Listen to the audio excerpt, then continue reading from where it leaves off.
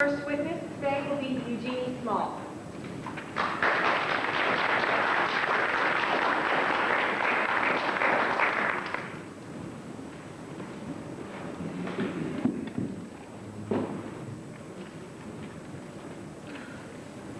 Are you close enough to the mic? Can you hear me? Yeah. Okay. Could you just go ahead and tell everyone your name? My name's Eugenie Small. What is your racial background? West Indian. Do you have any children? I've got one son. How old is he? 15. Is he here today? He isn't actually. No, yeah, homework. Did you at one time work for Lambeth Council? I did, yeah.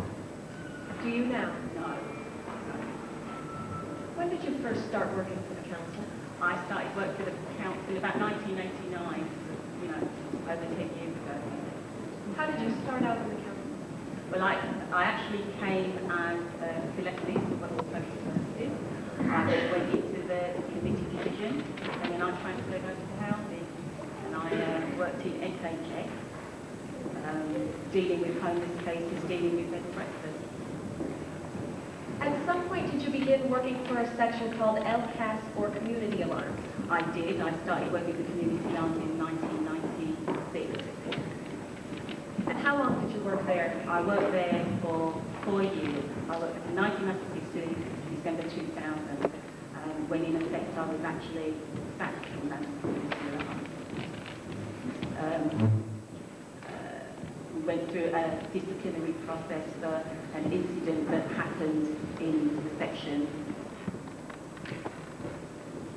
To give the audience a bit of a background, what was it like for you working in Community Alarms? Working in community alarms was very oppressive, very intimidating. Community alarms is not, it's isolated. There were times when I've actually gone into community alarms and my stomach has churned when I've seen the manager's cars in the car park, because there was a feeling that when they were on duty, you didn't know whether you were going to be targeted. You didn't know what would be left in your pigeonhole because you had perhaps raised something that they didn't agree with, and you would get a very terse remote back or something like that. It was very oppressive.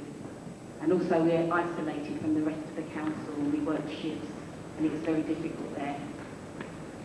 What kind of things might you be targeted for? Just speaking out, just disagreeing with the managers, raising issues that you thought should be looked at, perhaps supporting another colleague that you'd seen something happen to them.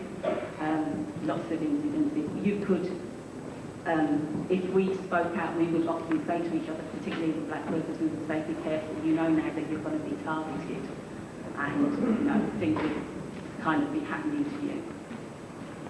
Did you ever try to suggest improvements of the service? I did. I and fellow colleagues have gone out to other control centres, and we went to look at their practices to see how we could improve the section. We brought back some information, lots of information, valuable information I thought, and certainly my other colleagues thought so, and some of these were never implemented. They kind of basically very much the feeling that who are you to tell us how to do our job? It was that kind of feeling. Did you immediately conclude that the problems you were facing could be identified as racism? I didn't in the beginning, I must admit, I didn't. I'd gone into a section, I knew there were lots of problems in the section. There had been, when I first went into the section, and actually a black manager had at that point been suspended by one of the white managers, and she herself had gone through the disciplinary process. So I got into this section, there were lots of problems in it, and I didn't immediately connect, though I've been hearing lots of different things about, you know, the management, one particular manager in particular, white manager in particular. Over the years, you begin to realise that, you know, the problems that were there in that section were happening to black workers.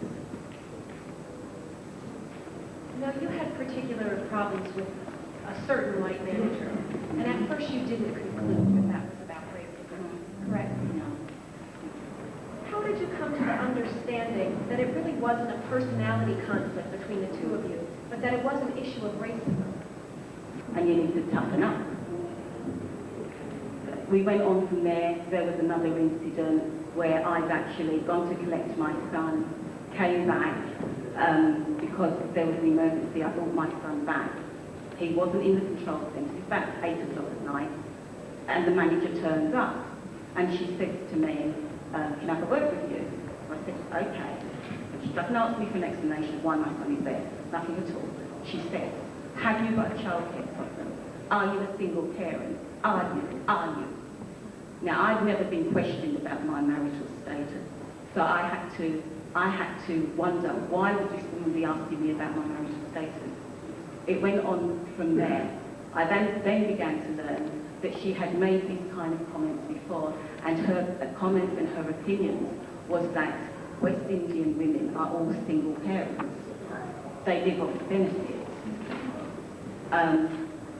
Having been in the workforce where there were plenty of black women who are coming in and struggling every day with their childcare problems and everything else, I find that hard, to understand why that manager would hold those opinions. And gradually, as the time has gone on, more and more incidents were happening, and I began to believe, this was racism, certainly in the way she treated me. What other types of behavior on her part, in terms of how she related to you, made you feel that it was definitely racism? I would come into work. She would do things like, she would look me up and down. She would, if I say open the door if she came into the office, she would not say hello to me. She would perhaps go and speak to my colleague in another room. We're only ever 2 of us on shift who happen to be white. She would say hello to her. The mannerism, the tone. I think sometimes it's very hard to describe to a white person what racism is. And they often say, when I'm talking, I've been through this process where I've spoken to unison officials and everything else, and they say to me, "Did you hear her make verbal comments? Did you hear her make racist comments towards you?" And I say, "No, but there doesn't have to be. You can feel racism emanating from somebody."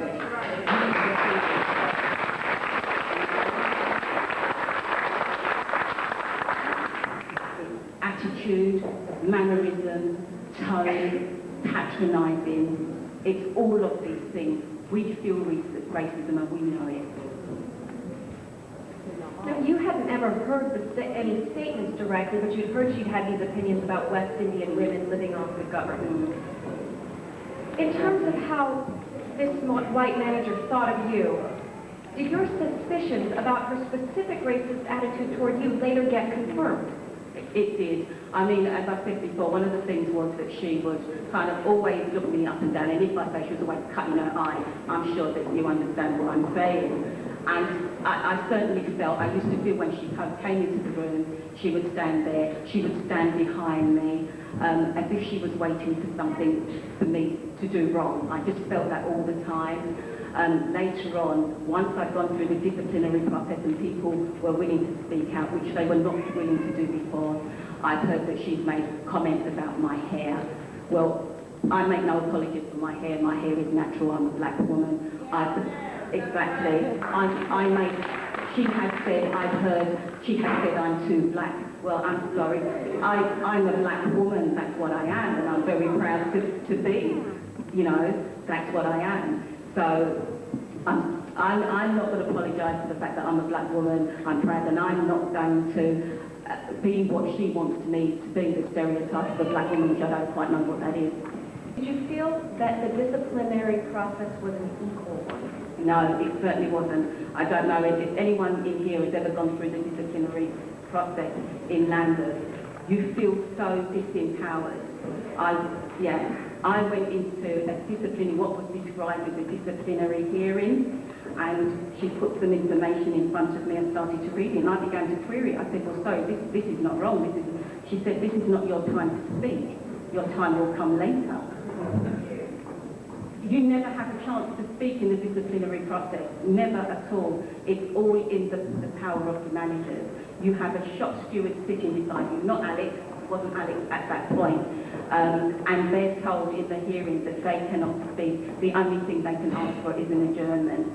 So you're in this totally powerless position. If you go and you complain, there is no one to complain to, in fact, once you start going through the disciplinary process. There is nothing that you can do. Now, you had to fight with those leaflets even to get a hearing. Okay, because I was actually sacked without a hearing the first time round. I was allowed to work, and the incident, a lady was stuck in a wheelchair, and this incident happened in April of that year. I was allowed to continue to work until November the 7th. I came into work, and I'd in fact been on sick leave because it was so stressful coming into that environment, so stressful, and continuously feeling all the time that not only was I going through the disciplinary process, but she was still there waiting for something else maybe to come up. And on the 7th of November, we got a phone call that we should go to the Unison office. When I went to the Unison office, I was told we had been suspended. They had had the hearing the week before, and I'd actually been off sick. They'd had the hearing in our absence. We were told on the 7th that we were going to be suspended. We went over to Hanbrook House, and we were told, no, you're not going to be suspended, you are going to be sacked. But what was the eventual fight, the eventual outcome of your fight for a reinstatement? Right. Eventually, we did get reinstated, and it was a long, hard fight. A very long, hard fight. It was incredibly stressful, one of the most stressful things, especially, for myself, my colleague, and, during that process of the day, we did get an appeal hearing eventually, and we did get reinstated. Is reinstatement at an appeal hearing a common outcome for a worker?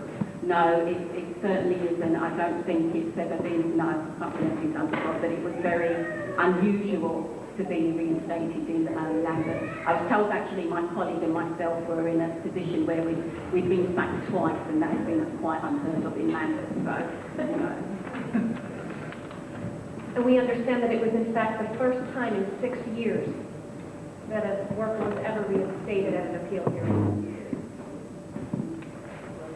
The first in 24 appeals. Did you end up going back to...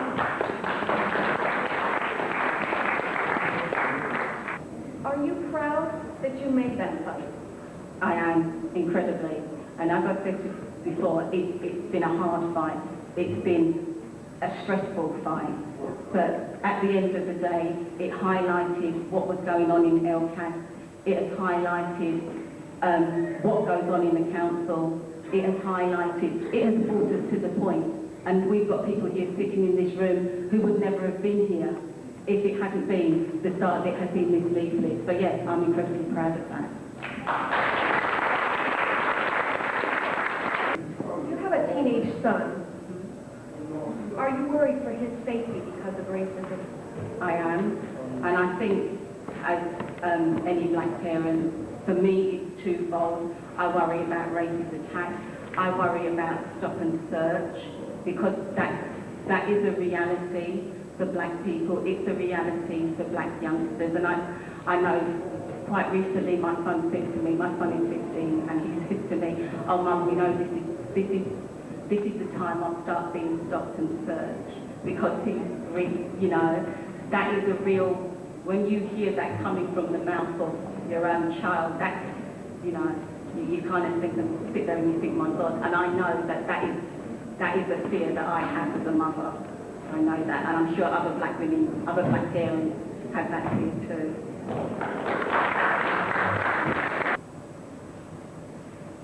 Why did you decide to come here and testify today? For me, I think I wanted to talk about institutional racism. I wanted to support Alex as well, because Alex has done so much for me, for my colleague, for other members in LCAS who have had to struggle had to struggle to get some kind of recognition, and I think very much it's about trying to empower black workers who do struggle every day, and every day is a struggle coming into work or working in canvas environment. I know because I've been there. And have you reached a point in your life where you've drawn a line? Not quite. I still need to fight on. What does justice mean to you in this situation? Okay. I think that justice, first and foremost, would be about getting Alex reinstated. I think justice is about recognising that institutional racism does exist. It does exist in London. Black workers deal with racism every day, and I think that needs to be recognised.